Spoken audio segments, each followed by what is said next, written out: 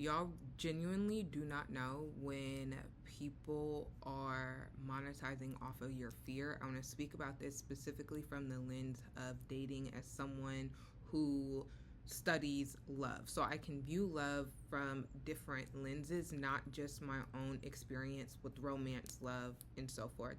I do want to say this conversation was inspired by Dominique Morgan. I absolutely love her videos. But y'all do not realize that a lot of the big sister advice, a lot of the dating discourse is simply rooted in people knowing that a lot of people feel unlovable. A lot of people feel like the love that they want, hope, desire feels unachievable to them. It doesn't matter what you look like, doesn't really matter how much money you make. When we're speaking about love, especially as someone, when I ask people what is love to you, most of the time they tell me their fears. So that's an indicator on where people's desires are seated in, I guess I can say, implanted in, right? What I'm starting to notice, and we can look at this from a historical narrative, but specifically on social media, with this advice on like, you have to look better, you have to get smarter, you have to do all these things, or you will just never find anybody ever in your life. Like, there is no nuance or complexities to the conversation at hand. That also can explain why everybody, again, is following these performative scripts. So it's like, okay, wait, everybody keeps saying that if I don't do or say X, Y, and Z, then I'm not in the running to be a respectable, word coming up again, respectable romantic prospect. And people aren't just having the clear and blatant conversation on like, what is your intention with me from the beginning, from the get-go. You should really know by date 3, what are we doing? Because that was clearly communicated and clearly said, okay? Again, there's a lot of nuances that go on into these situations and scenarios because I am not in your love life. Well, I can be. But I'm not in your love life. We are not on a date. I don't know you. I'm just someone that you're seeing on a screen, right? And so with that connotation, everything that I say should be taken with a grain of salt because it's not a one-size-fits-all model. And too many of us believe that dating, love, romance is a one-size-fits-all model. Also, going back to the conversation of like fun and joy and what that actually looks like in dating is far beyond just dinner dates. Okay?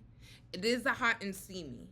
It is the spontaneous. It is the intimacy. And I'm not just speaking about physically, but that language, that nonverbal communication, those things that you feel it, you know.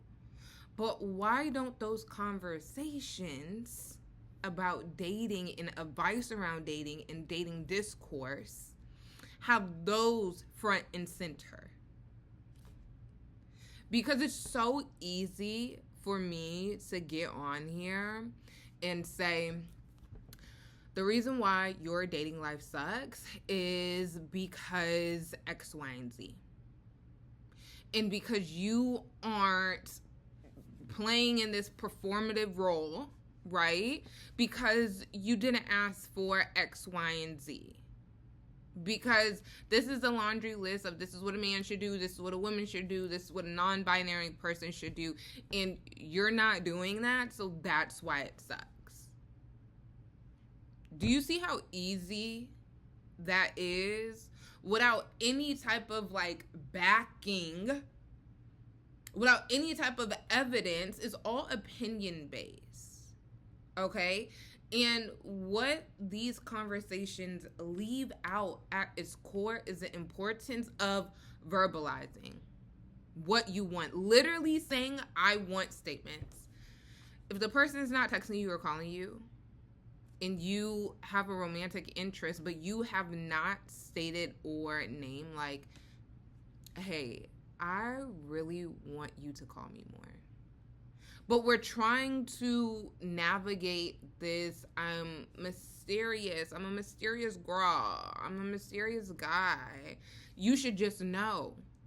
At what point do we hold ourselves accountable for what we did and did not say and how our heart needs to be attended to?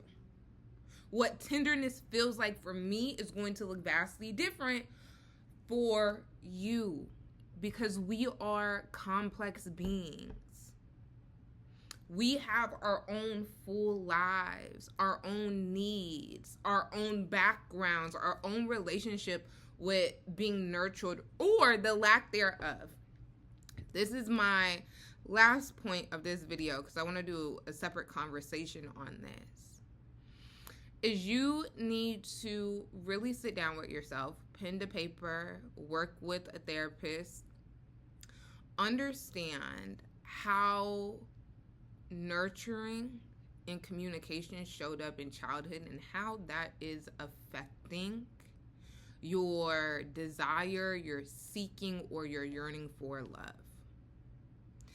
Because a lot of those mental blocks is not coming from the dating advice online. It is rooted into the first relationship that is rooted in tenderness and care, or should have been rooted in tenderness and care. And if that need was not met or has never been met,